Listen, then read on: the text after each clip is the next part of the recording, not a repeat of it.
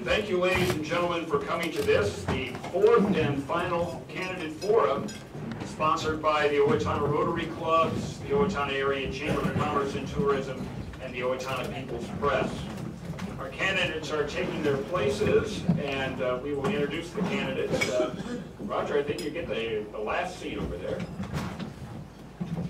We will introduce the candidates to you.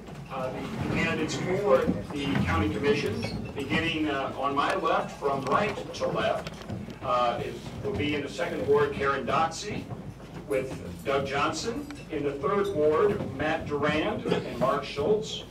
In the 4th Ward, Corky Ebling and Roger Wasick. And in the 5th Ward, by herself, Nina Huntington. Nina did assure me that she would take this seriously, even though she's the only candidate in that particular ward, and we have no doubt that she will. Now, by now, probably everybody knows the rules, but just in case, we will let the candidates know the rules as well.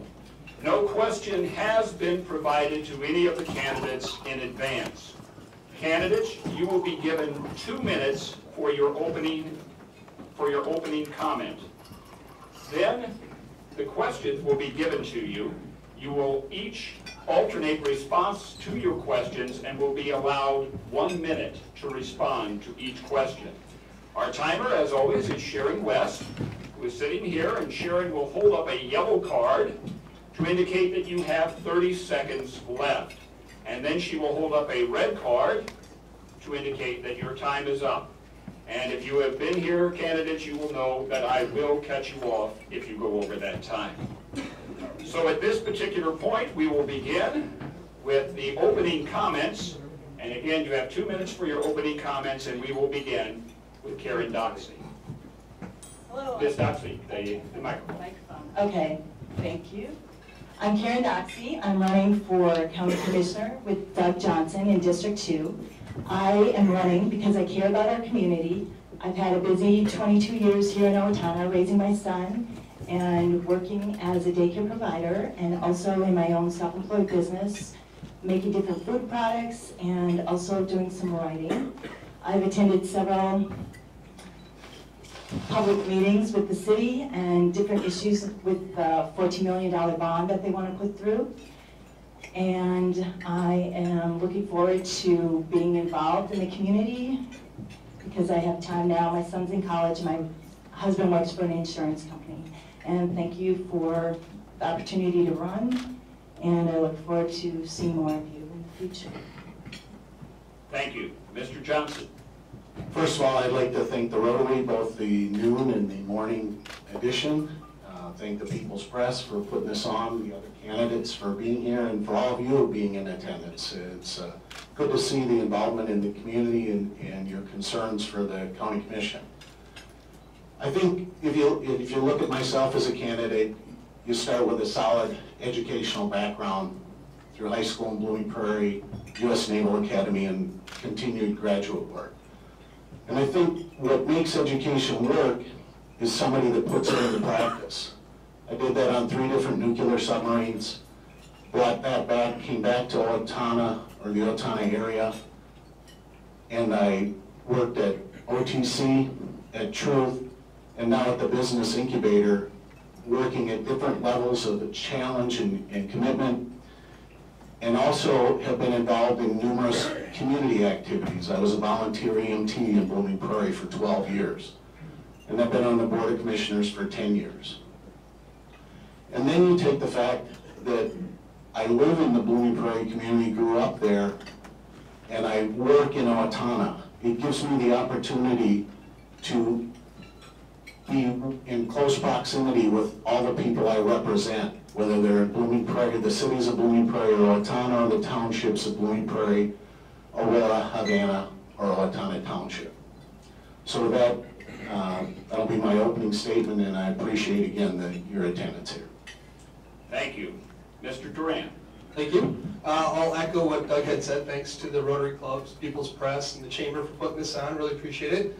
My name is Matt Durand. I grew up way up north in Medford, in the northern part of Steele County. My wife and I, we make our home here in Owatonna. My wife Jessica and our 3 kids.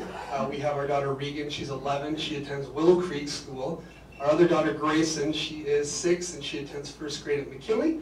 And we have our son Calden, he's 5 and he attends preschool at Owatonna Christian School. After I graduated from Medford, I attended Minnesota State University of Mankato. I received a construction management degree there and went on to work in the residential and commercial construction industry for 10 years, working on projects in the Midwest here as well as on the East Coast. And for the last 5 years, I've served the city of Owatonna as a stormwater manager. And so the stormwater management position has allowed me to work with contractors, different local government agencies, and especially the 4th and 5th graders within our elementary schools to teach them about the prevention of pollution in stormwater. I'm also involved with the Cannon River Watershed Partnership. I've been on that board for 3 years and served as the board chair for the last 2. I sit on 2 stormwater state committees as well, the Minnesota City Stormwater Coalition and the Minimal Impact Design Standards, big acronym names, but and then most recently started teaching as an adjunct faculty member at Minnesota State University Mankato in the Construction Management Department. So I'm very thankful for this opportunity. Thank you. Mr. Schultz. I would also like to thank the Owatonna Chamber, the Early Rotary, and also the News Press for having us here today.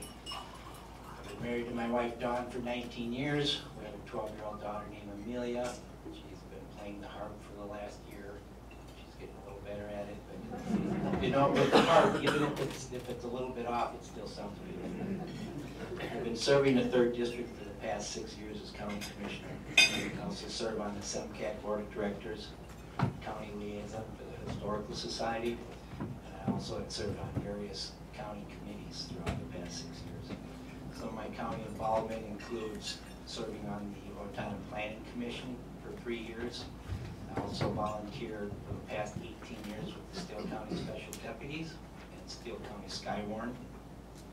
I've been employed with the United States Postal Service for 29 years. I also have 24 years business experience with owning and managing various real estate ventures. This experience, I'd like to continue serving the citizens of the 3rd District. Thank you. Mr. Eveling. I also thank everyone for putting this on today, as well as the Country Club for hosting this for today. The bio you have in front of you, it describes about most everything that I'm involved in, what I do, but just go into a little more detail. I just again say that I was born and raised in Steele County. I've been married for 34 years to my wife Julie Arndt, who's a full-time employee at FireCon.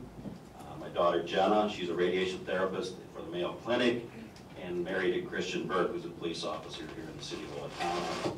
My son James is a designer for Campbell Methune, and he lives and works in Minneapolis. I also have one grandson who takes after Grandpa, as I think he's one of the smartest one around, so maybe not the smartest grandpa, but he is very nice. I've always had a passion for civic involvement, community involvement, and being as a commissioner, it's been a highlight of my career. I really enjoyed it. I've learned a lot. A lot has been accomplished in the last 4 years, but there's a lot of unfinished business, and I'd like to be part of that unfinished business. I believe my experience and my knowledge and background on some very complex issues would be very helpful to continue being on the board. I'm committed. As you'll notice, that I've only missed 1 meeting in 4 years. That was due to a funeral. I'm a leader, as you'll see in my job, in my volunteer positions that I've held. I've moved to an upper management position in a very short period of time in all those areas. And I love being involved in those committees as well. I use my experience and knowledge and values when making decisions. I listen to all the citizens and then use a common sense, best direction decision I can make for the today and the future. I truly care about Steele County and the people who will call it home. And I again would appreciate having that opportunity again. Thank you very much. Thank you. Mr. Wasik. Yeah, I'm Roger Wasik. I've been a lifelong resident, 61 years living in Steele County. And if you look at my brief biography, I'll just highlight a couple of things. Graduate of Owatonna Marion in 1969, and St. John's University in 1973. And I oftentimes call this people's attention that, you know, when you have that diploma in your hand, that just means you just hopefully have started to learn how to learn. time that told me, he says, all that diploma means is you know what you don't know. With that said, I just wanted to mention that part of the reason that I'm running is because I'm a little bit concerned that the county commissioners voted themselves away because it's such a hard job. So that should give pause to anybody that isn't on the board to say, if this is so hard, then why you want to get this office? What I've actually been doing, and I picked this up as kind of a hobby or something to do rather than flip the TV on in the evenings, is go to county board meetings, go to city council meetings, go to school board meetings, which, by the way, there's a school board meeting tonight, which I will be at. And you can look and see what's going on. And it's truly, from the standpoint of if you have public input, that's, to me, the definition of public service. You're not getting paid for that. You're just getting the elected representatives the pulse of the community and what's going on. Thank you. Ms. Huntington. Good afternoon, everyone. As Jeffrey said, I am running unopposed, and I've had a few requests to keep this brief and short, so I will. As I was just in front of you guys a few short months ago, pleading my case as well. But I am a registered dental hygienist and work here in Owatonna for Dr. Tim Holland. I'm also a lifelong resident of Steele County. And I would just like to take this opportunity to, again, thank everybody, thank both of the Rotary Clubs, the Chamber of Commerce and the Owatonna People's Press for hosting this forum. I think it's very wonderful. I think it's great that for all of you that have turned out for this, and I would thank you for that. I would just say that in the 7+ months that I've held this role, I've learned a lot. It's been a great experience, and I'm hope to continue to learn through my continued years of service. So, thank you. Thank you. Ms. Huntington, keep that microphone right in your hand. We're going to start the first question with you, particularly since you just had recent experience doing this. The question is, for everyone, if elected, how will your leadership impact the people who live in Steele County? Ms. Huntington. I would say my leadership style is something of a listener. I welcome anybody, whether you are a constituent in my district, whether you live in District 5 or not. You have a question or concern, give me a call. I'm always willing to listen. I'm a fact finder, so I love to gather the information, and I will get back to you once I've gathered the information. I also am a very critical thinker, so I think that's one of the key things to my leadership style is that I like to see both sides of the story before I make a decision. So I guess that would be my answer. Thank you. Thank you. Mr. Wasik. Could you repeat that again? Absolutely, sir. The question, if elected, how will your leadership impact the people who live in Steele County? My leadership would be pretty much by example and working on my community listening, for individual listening conversations. And my wife is always one to call me back to when I'm speaking on a level up here, to bring it down to something I can understand. That is a challenge to anybody that has any type of particularly college education or even political education. You have to get to the core of what is the issue and then how to deal with it. Thank you. Mr. Eadling. Well, I think, is it on here? Is it on? Is better? Okay, well, I think my leadership is similar to Nina's here. I'm a great listener. I listen through. I know I represent my district specific, but I also know I represent the entire community of Steele County. And so I seek out information or opinions as much as I can on any decision that's there. I'll use staff. I use previous county commissioners, present county commissioners, getting perspective. I'm trying to get my hands around it before making my decision. And then once and if it's not there, I'll go to the business community, wherever else, and then ultimately then I'll try to make the best decision with a common sense approach, like I always say. Thank you. Mr. Schultz.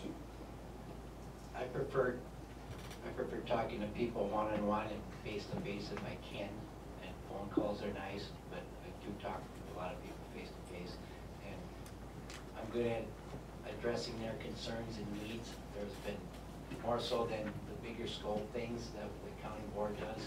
I'm more proud of myself for the little things that the neighborhood people asked me to do. And that, one of them was to put a stop sign on Mound Street, and I got that done. Another one was when the four-way stop was put in by the credit union. There's people driving through that intersection. I got a couple calls on that. I called the city engineer, county engineer, more stop signs and flashing lights, because that was an accident waiting to happen. So I really listened to the people and I addressed their concerns. Thank you. Mr. Duran. As a leader, I'm an activator. I like to see action. I like to move things forward. I think that's the best way that we see performance. I also seek to build partnerships. We can't do this alone. We need to do it together. How can we hold hands instead of pointing fingers, make things work? And that's where we can really see things done. We get that buy-in on the front end. And lastly, I'm a communicator. If you haven't noticed, I like to talk. I like to talk to people. I like to understand their issues. I like to make sure that I can look them in the eyes and understand where they're coming from, their perspective, and get that recognition as well. Thank you. Yes, Mr. Johnson. I think the big thing is, I don't like the term politician, and I prefer if you don't call me that. I prefer a representative. And I think that's what I try to do for leadership for the county and in the community, is to get that and be able to represent the people that are in my district and in the county as a whole. Being involved with them, as others have mentioned, getting the direct input, hearing people talk, and learning to listen. You know, the old saying is, you have 2 ears and 1 mouth, use it appropriately. And I try to follow that. But I think going with that is I've got a knowledge and experience base that allows me to analyze and determine what are the facts, base the information on the fact, and what has the best impact to the area. So that's where I think my leadership style would allow me to best serve the county of Steele. Thank you. Ms. Doxey. Hello, my leadership impact for Steele County would be to push for more accountability. People have been asking for years for meetings to be televised. We also want the agendas and the meeting dates listed online. We would also like email addresses listed online so all the commissioners could be contacted. Our phone numbers would also be available. We also would push for more audits done earlier in the year. Right now, Steele County ranks below the average in the time it takes to get an audit. So what are we using for numbers when we plan next year's budget? Because we still haven't audited from a year ago. Right now, we're 2 years behind. So that would be my impact. You would see it directly and you would see it fast. I wouldn't wait for next year. Thank you. Mr. Eveling, we're going to begin the next question with you. And this is a combination question, a combination of a question that we had prepared plus one from the audience. Stephen Covey wrote about beginning with the end in mind. If you are elected, what ends do you have in mind? Or what measurable goals do you have for the county if elected? Mr. Eveling. Beginning of the end, okay. Here we go. Well, I vision, of course, was starting right now as we're speaking here today. We've started an infrastructure and succession planning committee, teamwork to get settled for the future, to get planning for the future. And so that is a big part of what we're going to do. I know walking in, there's a lot of long-term employees, and some have left and some are leaving. And we need to get planning for that. We need to strategically plan for the future so we know what's acceptable and unacceptable. And along with that will be the new highway maintenance facility, which is definitely a vision and definitely has a potential of being more than just a county services building. It could be lead into partnerships, regional redesign, et cetera, that you're hearing about. And that's where we're all about, is creating partnerships and relationships for the future and planning for it as far in advance as we can. Thank you. Mr. Wasson. Could you repeat it again? Yes, sir. Stephen Covey wrote about beginning with the end in mind. If you are elected, what ends do you have in mind? Or what measurable goals do you have for the county if elected? Mr. Wasson. That is an interesting question, because in terms of the county shop, or county maintenance facility, I was extremely disappointed at the level of when the county, or the public was invited for input. It seemed like everything was cut and dried. We'd spent, what, literally almost millions of dollars already on the planning. So there was an end in mind, but there was no public input before the fact. The other thing that I oftentimes want to caution people against is when they're talking about budgeting and increasing the expenditures. I say you really cannot increase the expenditures without, in a flatline economy, without causing inflation. Thank you. Ms. Huntington. There are a few things that I think are in the near future measurable outcomes. I think right now, I know right now the county is working on a strategic planning process, and I'm sitting on that committee with Commissioner Johnson to get a more long-term goal planning process and continuation process for the county, as Corky stated, with succession planning and making sure that our organization is working as efficiently as it can. I'm also the county commissioner representative on the human service redesign project, which is now a 4-county project, so it's Steele, Waseca, Dodge, and Mower counties. So to become kind of a leader in consolidating services and collaborating with other counties to provide the best product possible. As everyone else mentioned, the Public Works facility is a measurable outcome that will hopefully come in the near future. Thank you very much. Oh, you'll get more time later. Sorry. Ms. Doxey. Ends and goals. I've run 10 marathons throughout the whole United States, so I know how to balance my time and plan and meet goals in little steps at a time. I'm not in favor of spending and going in debt for $14 million for a public works shed. Right now, we're $109 million in debt and servicing $3 million every year just to service that debt with principal and interest. That money could be refinanced. That would be a measurable goal right now, and to take a look at the budget. We're doing a good job now with human services, and they do have a collaboration going on. And I would want to continue that good service. But the debt is definitely an issue that I would have as a measurable goal to look at. Thank you. Mr. Johnson. I think the discussion on collaboration, cooperation, and consolidation is probably the area that I see us looking hardest at. I think we've got a good history of being innovative in the area in southeastern Minnesota and Minnesota as a whole in what we've done. You see it in the South Country Health Alliance. You see it in the fact that we were the first county to join with Rice County and have a 911 dispatch center and control the costs and doing things like that.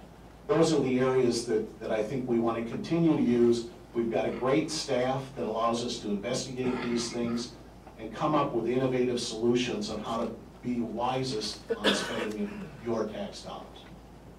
Thank you. Mr. Durant.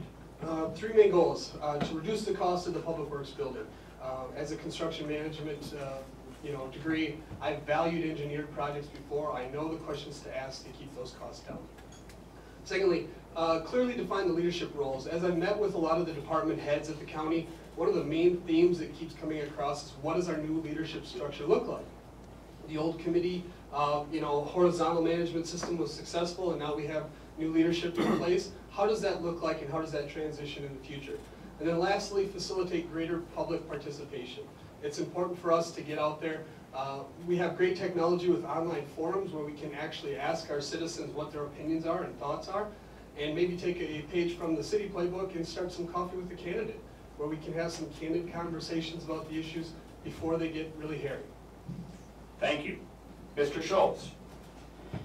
As was mentioned, the strategic plan, which hopefully will be implemented in 2013, we're currently working on that with the county board, department heads, and consultation with staff. Highway 14 turnback. There's been a lot of articles in the paper and comments, and whatever monies the county does not get from the state for that turnback is going to be the responsibility of the taxpayers. So the taxpayers should really be up in arms about that. There should be a lot of movement on that. flooring cost for the Steele County Public Works Service Center. It's not a shed, it's not a shop, it's a service center. It's a capital improvement plan that we put in place. There's space there for the sheriff, there's space there for the emergency management, there's temporary storage. It's a complex, it's not one single building. We're currently working on reducing the cost of that.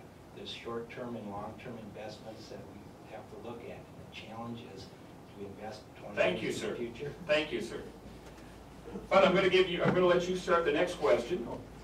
And it just so happens to be a follow-up on that very, very question. Since several of the candidates had mentioned the County Public Works building, we have a question about that. The County Public Works building was said to be built this year with a construction cost of approximately $13 million taxpayer dollars, with no guaranteed FEMA reimbursement dollars for the old flooded site.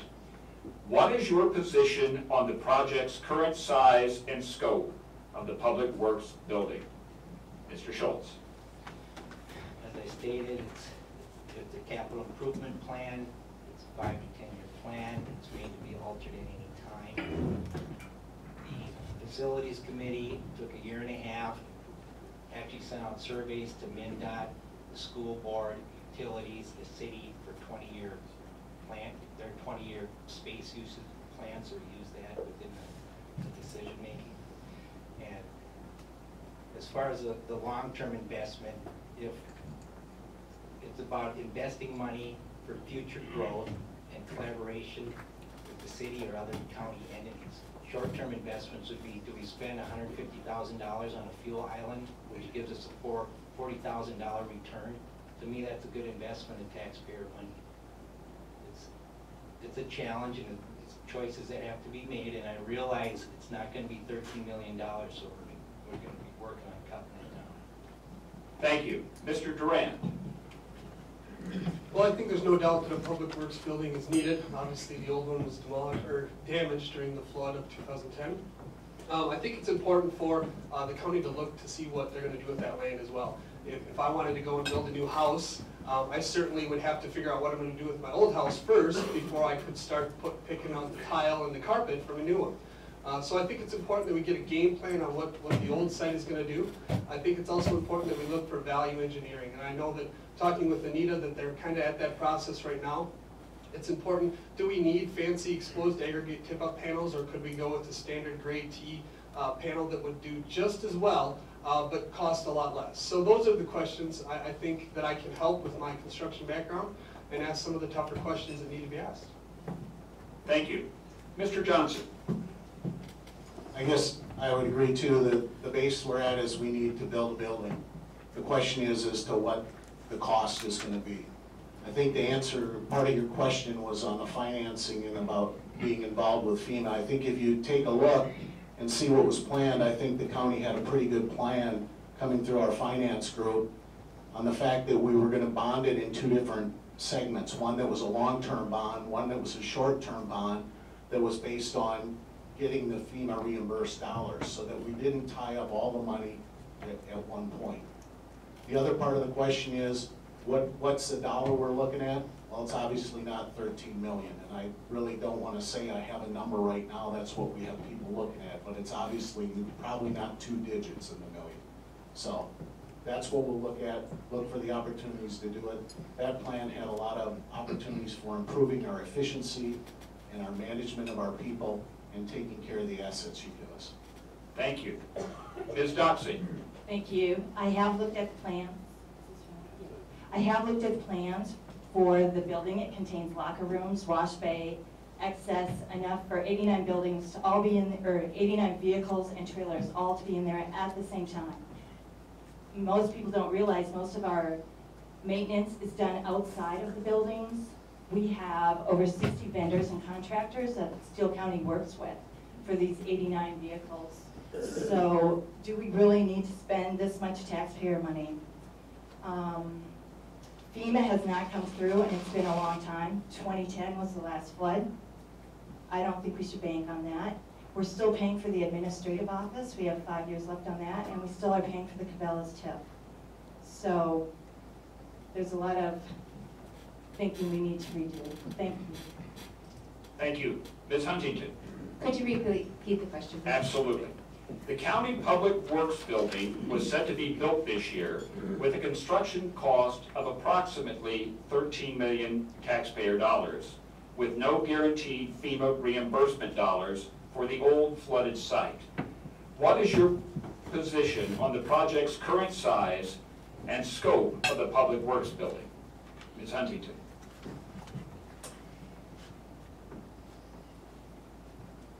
I think that, as some of the other candidates have already said, that 13 million is not the number anymore. We're taking a look at that and scaling that back. I don't really know that 13 million ever was the true number.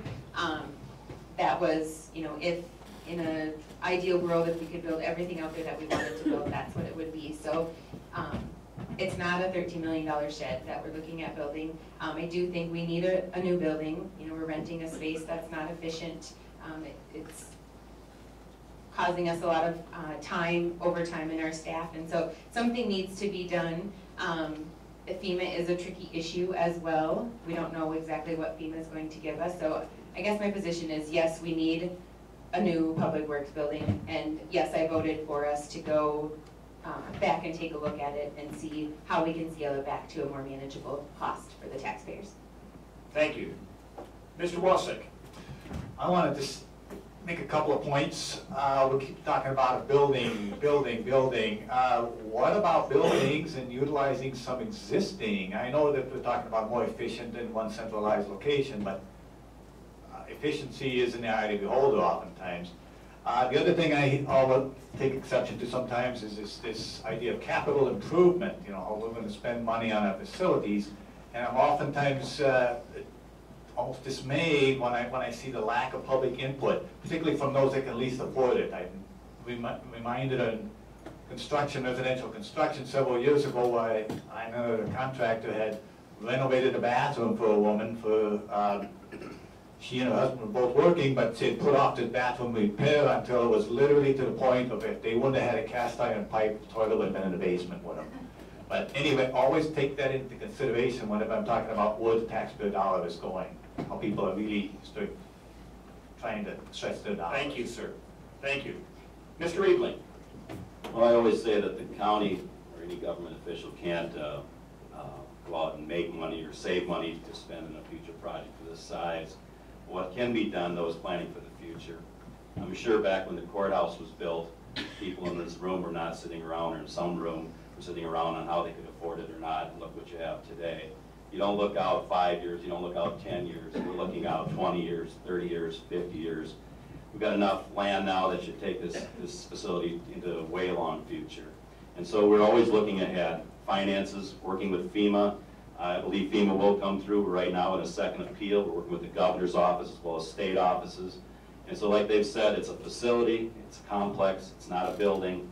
The building itself was more for around the $8 million range, 8.5. And we are looking at ways to cut corners, but at the same time, we're not going to cut ourselves short for the future. And that's when I went back and saying earlier about redesign and collaboration with other counties, possibly even into a regional maintenance facility. Thank you, sir. Ms. Doxey, we will begin the next question with you. During the current economic downturn, county governments are suffering from budget pressures that impact services. What will you do to ensure that Steele Countyans have the services they need without breaking the budget? Ms. Doxey. I would take a look at the services we're offering that we're doing a good job with. I would make sure when we're collaborating that it doesn't go like this. The city and the county need a backhoe. So then they also need a licensed driver. Who's going to pay for that if the county and the city are sharing the backhoe? Then it also needs a trailer to be transported with. Then it also needs a vehicle to pull it. Who's going to pay for that? And then we get to the point where, well, to fix the budget, let's just bond $14 million. So this little backhoe turns into a big, expensive project. That's what I'd be aware of, and that's what I would take a look at as we do any planning for the Human Services Department. Thank you. Mr. Johnson. I guess I've been living it through the last 10 years of seeing the state and the economic downturn and coming through. And I think we continue doing what we've done well. Utilize our staff well, try to innovate on the things that are being done, and find opportunities to work with other agencies. I think we did a list about 3 years ago on the number of collaborations that we do with other government entities, with private entities, and it was somewhere in the 80 units that we're working with. There's more opportunity to do that. The size of the government needs to be reduced in the breadth.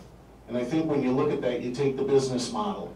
You try to keep the feet on the street that are providing the service, maintain the service level that you ask about, and cut back on the amount of supervision that you need, the overhead costs per se, to keep the government costs down. Thank you. Mr. Durant. Working for the city of Owatonna, I've got a lot of experience working with budgets as well. As a stormwater manager, I help with the stormwater management budget, and obviously we're having to do less, or we're having to do more with less, like a lot of other government agencies. You know, from a background as a project manager, I've got a lot of experience as well. There's a lot of moving parts on a construction job, and making sure that they all come in within the budget, within the cost, within the estimates. That's experience that can be very valuable for me. And then also as the board chair for the nonprofit Canyon River Watershed Partnership. When we started that, we were in the hole considerably, and this year we're forecasting a $30,000 reserve. So it can be done. You just have to put your priorities together and see what really makes sense. Thank you. Mr. Schultz. First of all, I apologize, I have a cough drop in, but we're always trying to look at ways to do more with less. And that goes with collaboration and partnerships. The human service redesign is just a small piece of that. We're trying to get 4 counties together, provide essential services at reduced costs, so that would help. Along with that is Minnesota redesign. We're trying to get the state to give local authorities and local leadership on the county level the authority to come up with solutions to solve problems on the local level. And if it works out, then best practices can be given to other counties, other like-sized counties. Thank you. Mr. Evelyn.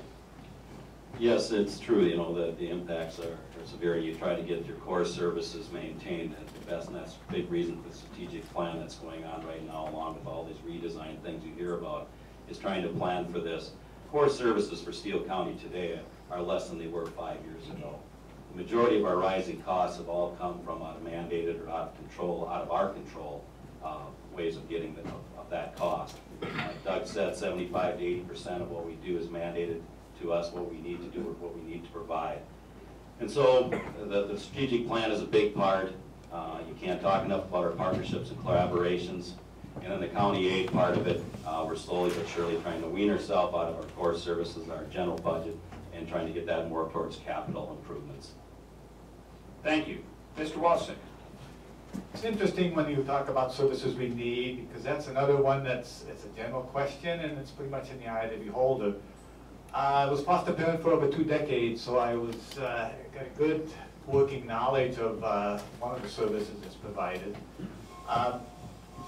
And I want to always temper, you know, I told a gentleman at church told me one time in coffee when I was running for city council, he said, you know, sometimes you're just too honest.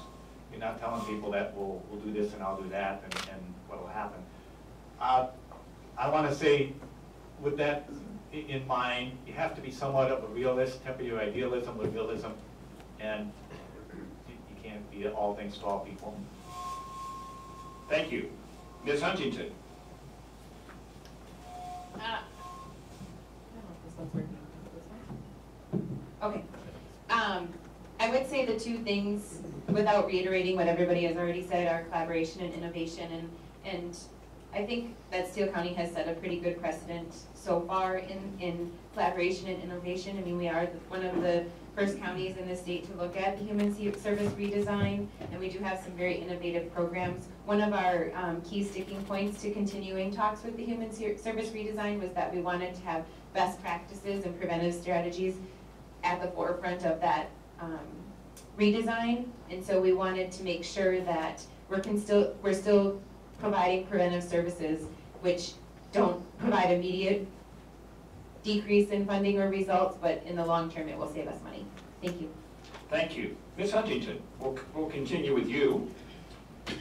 Although per diem and related reimbursements appear to account for a minuscule portion of the annual budget, it speaks to this idea of service, which all of you claim you want to do.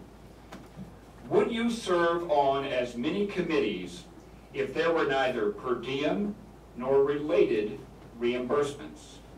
Ms. Huntington. To make that answer really short, I would say yes. As most of us who are elected officials, we don't do it for the money. Yes, we do get reimbursed, but if I didn't get reimbursed the $20,000+ that I do as a county commissioner, I couldn't afford to take time off of work as a dental hygienist to provide the services that need to be provided and that I want to provide. So I do think that there is some benefit to them, but it's definitely not a deciding factor on what I volunteer for in my role as a county commissioner. Thank you. Thank you. Mr. Wasik. I'm going to talk to this concept of service, and particularly public service. To me, I don't consider something that you get paid to do public service. I believe Tim Penny years ago had this in his letter to the editor a long time ago, where he spoke to this very notion that if you get paid for it, it's not public service. Anybody want to join me tonight at the school board meeting on paid, you can consider that public service. Thank you. Mr. Riebling. Well, it answers mine as well. Yes, I would serve on as many committees as I do today, but at the same time, the reason I'm on a lot of committees is due to some circumstances within our board and our administration, and so I've got on a few more committees than I would like to have been in the last year or so, but I would do as many as I possibly could. Yes, we do get paid. It's a stipend as far as I consider it. It is a very big job. It is a lot of work, and you spend a lot of time doing it. Would I do it for free? Probably not. It does take up a lot of time, either way from family, job, or whatever you've got out there. So I believe, yes, I would serve in as many committees as I do today, because I believe in serving as much as I can with what I'm able to, and the per diems is going to make that difference. And to understand the per diems do not cover all the committee meetings that we're on. It's only a certain few. All that are like your county board meetings, your committee meetings within the county is that. It's the special boards like South Country, 911 dispatch, those kind of meetings. Thank you, sir. Thank you. Mr. Schultz. As far as per diem, there's two meetings I get per diem for. It's the Historical Society Board Liaison meeting. Also, once a month, I try to do it in Rushford or Albert, I drive Rushford for the SEMCAC meeting. So that's an hour-and-a-half drive. We have a 2-hour meeting, and then it's an hour-and-a-half drive home. And normally, it's on Mondays, so I do it right after work. I deliver the mail. I usually bring my clothes to the post office, clean up, change, get my car. I leave at 7, I get home at 10 that night. It's wear and tear on my vehicle, it's drive time, so per diem in that case, I think it's very justified. Thank you. Mr. Duran. Yeah, I would do it without the per diem. I mean, I'm not in this to get the per diem. I'm in this to help out our community. I think that government is a lot more than just the right to vote. Government is investing your time in the process and stepping up to the plate and not shirking your responsibilities. If you have the skill set to do it, then you should step up and do it. And so, you know, I sit on the Cannon River Watershed Partnership, as I've said many times, but that also has 6 appointed commissioners to that as well that serve that county, or to serve that watershed district. And so, you know, to me, that per diem could go towards those organizations that need it if so choose, but I'm in this to serve, not to make money. Thank you. Mr. Johnson. I guess an answer to the question would be, would I do this if I wasn't getting per diem? And I think the answer to the question would be yes. The per diem is not what has me do the job. I think I am committed to service. I've been doing it for a long time. I take a little exception to the it's not service if you're getting paid for it, because I did 13 years on submarines and I got paid for doing that. But I'll tell you what, it wasn't enough. But I'm real proud. I guess I can't use a naval adjective. I'm real proud that I was in the U.S. Navy and served on submarine forts. And that was service to the country. And I think what we're doing is service. We get called, we get talked to all day long. You can't compartmentalize when we're county commissioners and when we're not. I'm sorry, if that's what you think going into this job, you're gonna have a challenge. You're here all the time. I'm a county commissioner all the time. Thank you. Ms. Doxey? I compare the salary for the county commissioner with the city council and also the school board, and there is a huge difference. And the salary for the commissioners with benefits is $41,000 a year. The per diem average is $6,500. That it does not include their expenses. The budget right now is $120,000 in miscellaneous expenses. Even at the county level, Park and Rec is spending $14,000 in miscellaneous expenses. This could almost double the income of those who are in service. Thank you. Thank you. Mr. Eveling, we will begin the next question with you.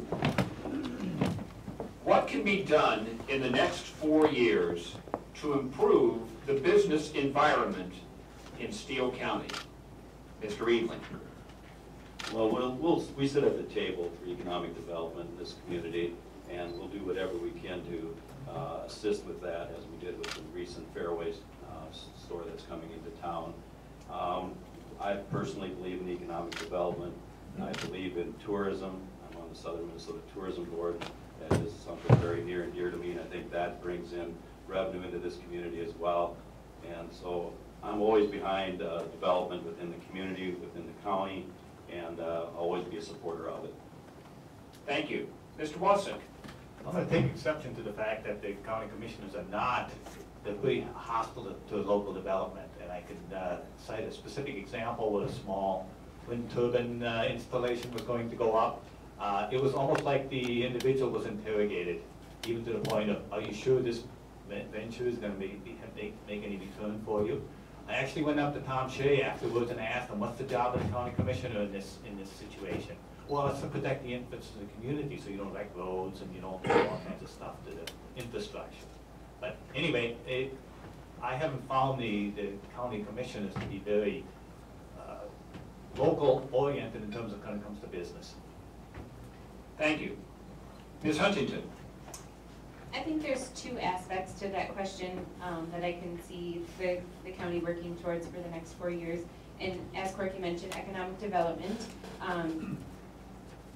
is very important to the vital success of our county and to taxpayers. And so you're looking at our road infrastructure and making sure that we're doing the best that we can with the state and federal mandates that there are to ensure that we are promoting economic development in our county, and also implementing more of the lean government processes.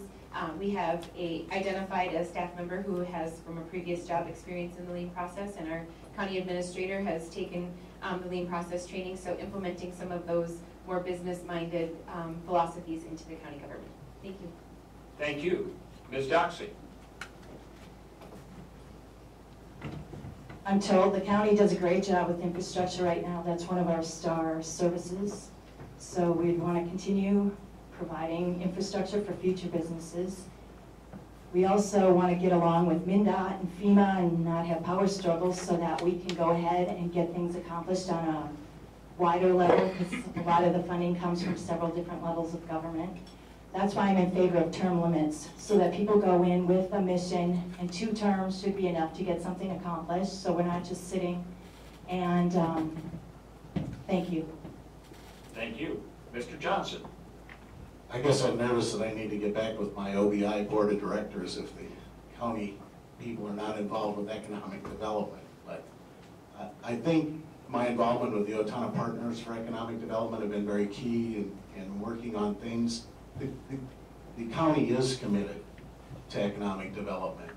We see it, it's what makes this community strong growing out into Steele County. We've had a number of entrepreneurs and inventors that have done fantastic things that you just don't see. If you look at this area, we have a core nucleus of business, which allows us to continue to grow that with the supporting structure around it. So economic development is key.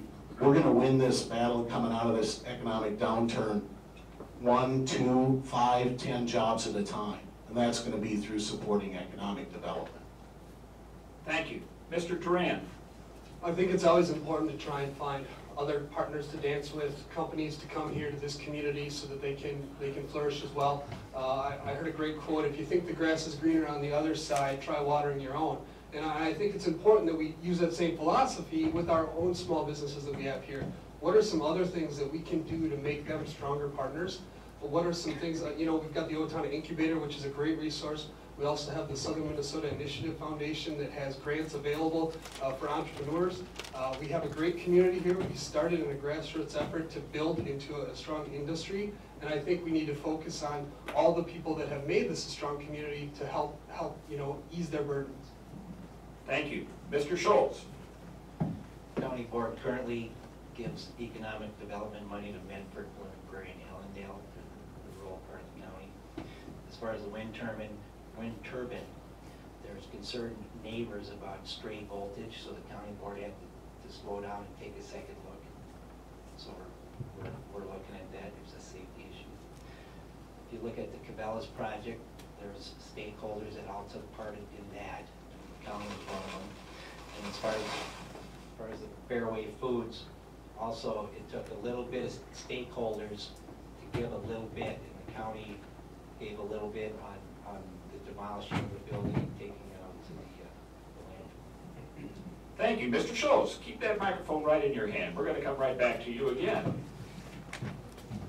Candidates, we would like you to characterize the relationship between the entire county board and the cities in Steele County. Is the relationship good, or are improvements needed? Mr. Schultz. Well, I think the relationships are good. Allendale at one time had their own building inspectors, now the county inspectors contract with them. And also, with the sheriff's department, there's contracts with the small cities that we do.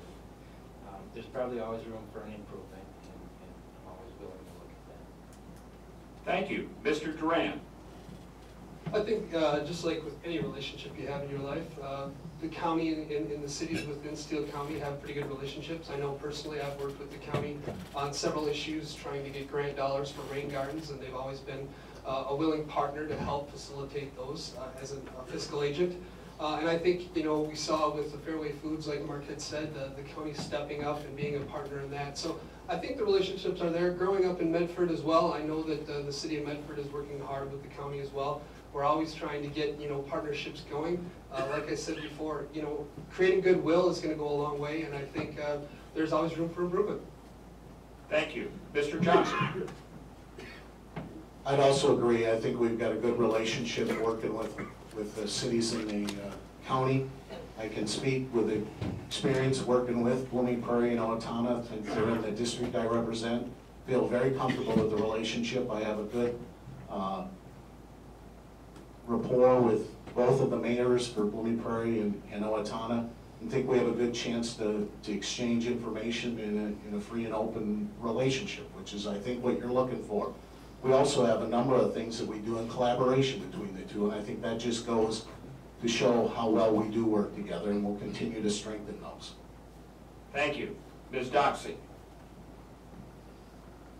It's good if people don't even notice if the government is there, and if government is out of the way and just doing their purpose and letting people live as they need to live and get their work done, that's where we should be at.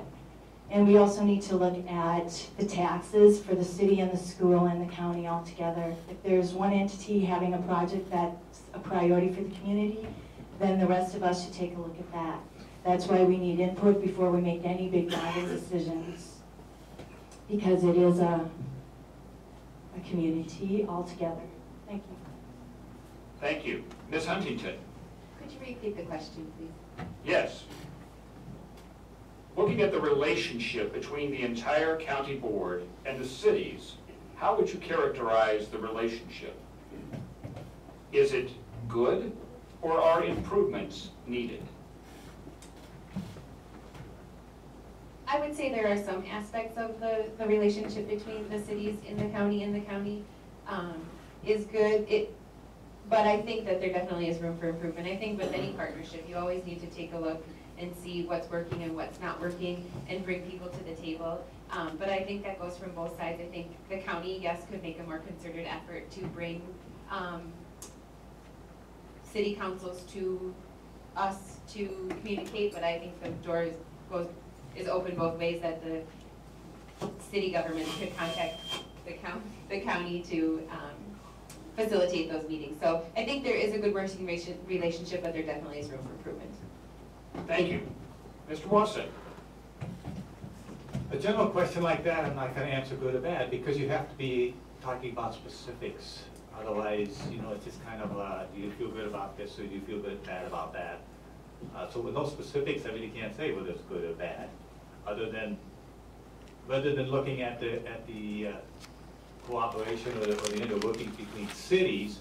Look at the economy as a whole. You've got the city and the agricultural economy that are tied together, and how do they support each other, and how does the county board encourage that support?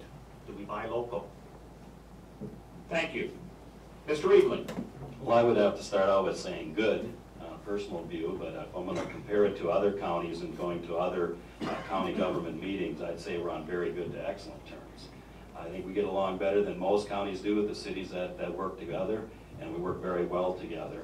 Our staff, and it goes farther than us commissioners and councilmen and et cetera, it goes to staff as well. Staff work very well together. They collaborate as much as they possibly can. They partner as much as they possibly can together. And together we have a very good relationship as far as I'm concerned. Staff meets regularly with city, county, school district, and OPU. The upper management staff meets with them regularly to look at the future and what's going on in each of their worlds. And so yes, there's always room for improvement, but I'm very conscious about this, and I personally believe that we do a very well job of doing that, especially compared to other counties around us. Thank you. Ms. Doxey, we will begin the next question with you. It's a question about Highway 14. If elected, what resources or expertise will you rely on for old Highway 14 turnback negotiations with the Minnesota Department of Transportation? And how will these negotiations with MnDOT affect the completion of Highway 14 from Owatonna to Dodge Center? Ms. Doxey. Those negotiations are very important on the state budget and also the local budget. We need to make sure we're getting along with MnDOT, staying in front of the project, and working with our new legislators that are elected in November so that we can get them working for us also. It's very important that we get the money taken care of first before any of the rest can go forward. So that would be a top priority. Continual phone calls, talking with people at every level of government would definitely be a priority. Thank you. Mr. Johnson.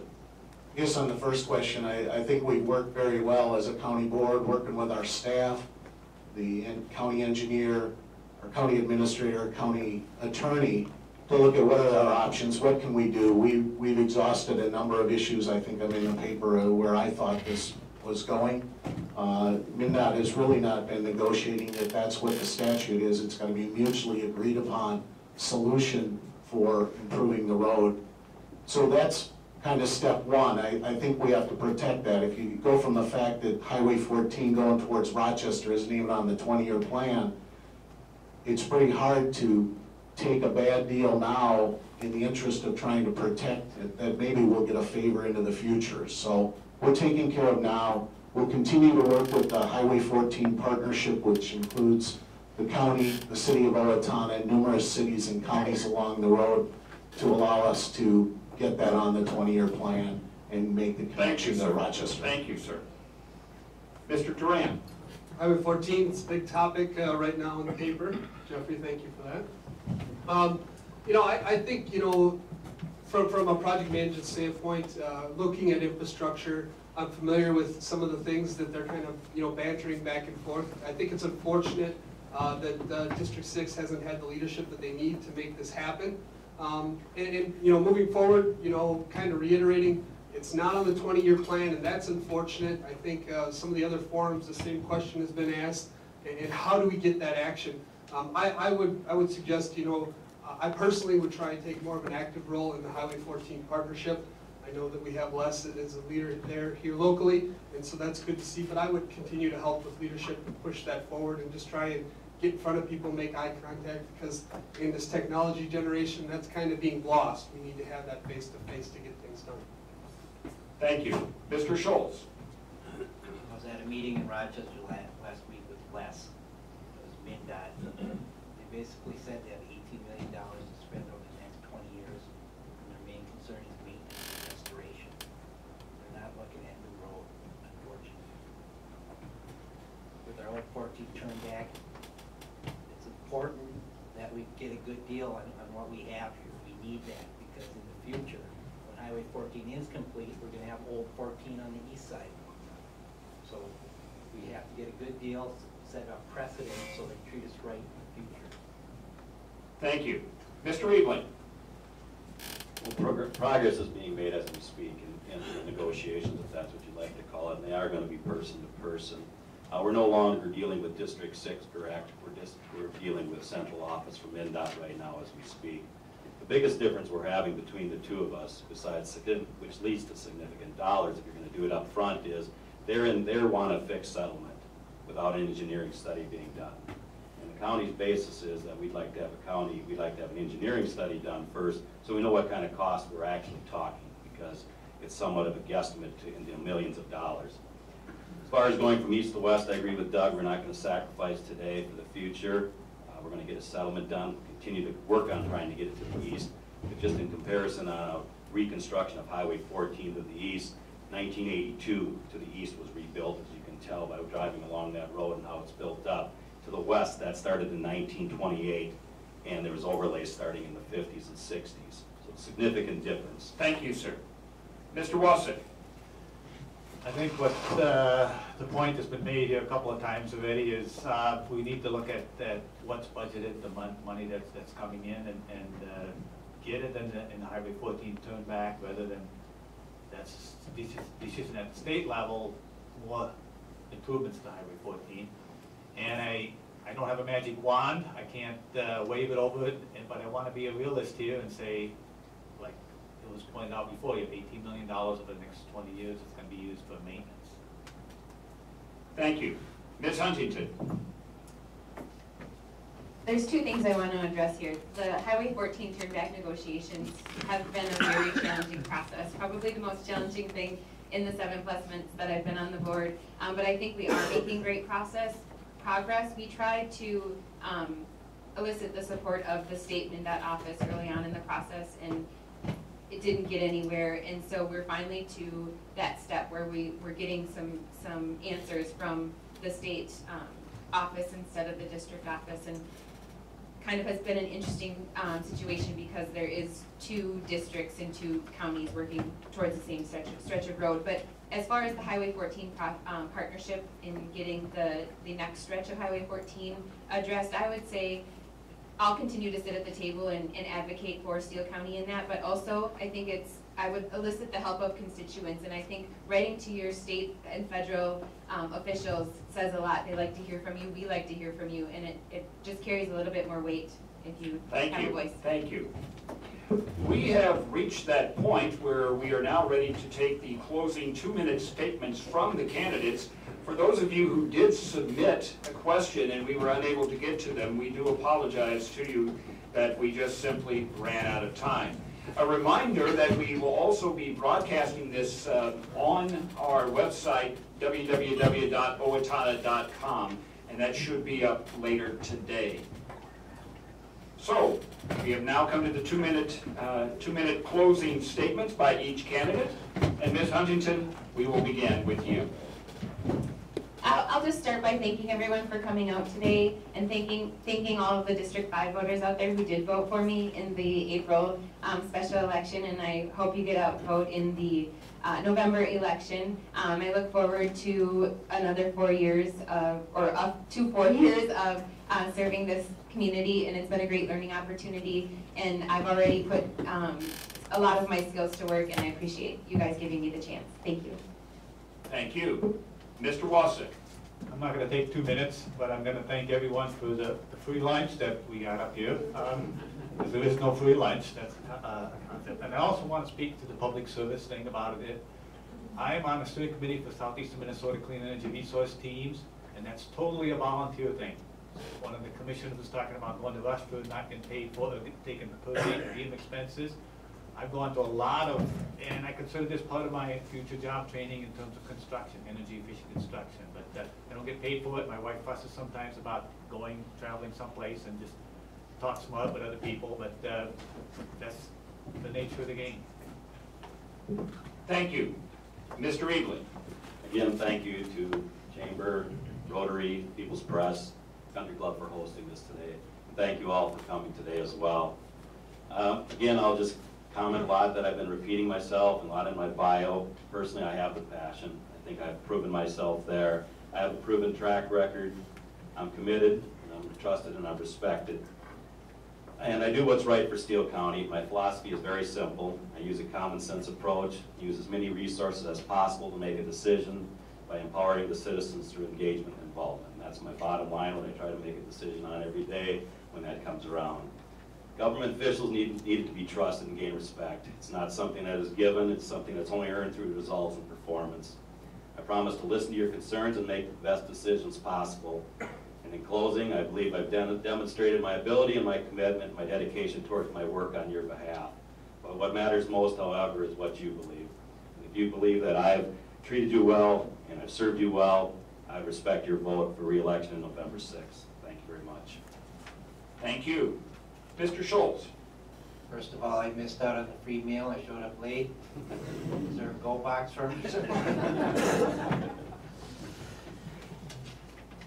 But I feel I've been very fortunate and honored to have served the 3rd District for the past 6 years. With the experience and knowledge that I have obtained, I would like to continue making county government better through improved efficiencies, spending tax dollars wisely, and remaining open and transparent. I will continue to build on the county's collaborative efforts and partnerships with other government agencies and nonprofits. I will continue to provide the necessary infrastructure and essential services, even though county program aid from the state is being reduced every year. My family and I feel very fortunate to be part of Steele County. What makes this community great is the many people that volunteer their time and services for the betterment of the community. I enjoy being involved and I enjoy giving back to the community. For the people of the 3rd District, I ask you for your help and support so I may continue to represent you. Thank you. Mr. Duran. Well, thank you for coming out today. Thank you for this opportunity, and for many of the faces out here that have supported me through the campaign. Really appreciate that. You know, as a county commissioner, I want to serve you. You know, I grew up in an environment where public service was a must. It wasn't anything that was, you know, kind of a secondary thing. My father and mother were involved in the community, and growing up, that was an important thing that I learned.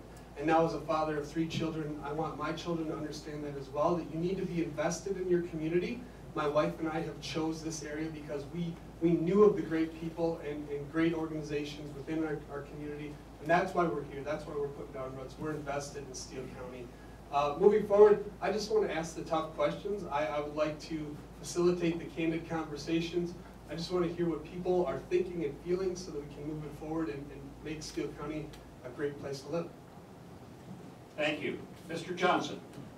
I also would like to thank the Rotary Clubs, People's Press, the Owatonna Chamber of Commerce, and the Owatonna Country Club, and all of you for attending. I've been very humbled to serve as County Commissioner for 10 years. It's been very enjoyable this time in campaigning and hearing the feedback from the people. I'm about 70% done in my district campaigning, but it's been a very enjoyable experience hearing the feedback, very positive on how I performed as a county commissioner. I was also kind of humbled yesterday when my kids were all home to celebrate our 31st wedding anniversary with my wife and I, and they said, "We'd like to go out campaigning with you, Dad." So yesterday we put an hour in Owatonna, walking around, and it was good for them. They really enjoyed it and appreciated it. I guess I also grew up in an area where service to the community was one of the things that you do, and I continue that on. But I also think it's important that you look at the candidate that's got a strong educational background, fundamental experience, and the ability to put things in place and making things happen. And you're going to hear it a lot before November 6th, but people win because someone goes out and votes for them. So we need you to all go out and vote November 6th. Thank you. Ms. Doxey. It'd be nice to have a new face with some new ideas. I have a lot to learn if I was elected, but I would be willing and ready to do that.